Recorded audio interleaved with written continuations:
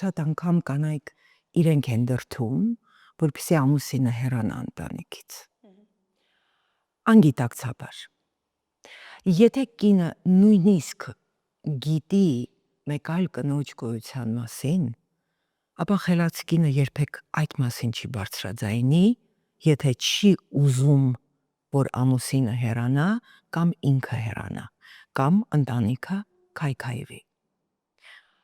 Խելացի կինը կստեղծի բոլոր պայմանները, որտեղ ամուսինը իրեն կզգա էլ ավելի հարմարավետ, որտեղ ամուսինը նույնիսկ այլ կնոջ հետ հանդիպելուց հետո կձգտի տուն գալ։ Բայց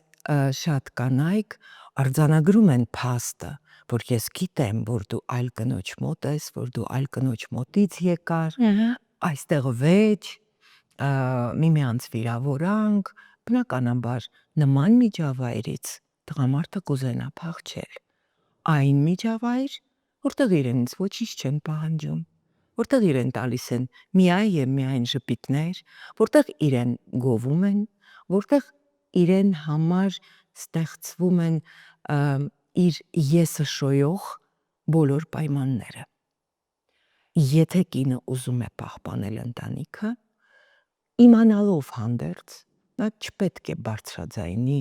այն մասին, որ ինքը գիտի։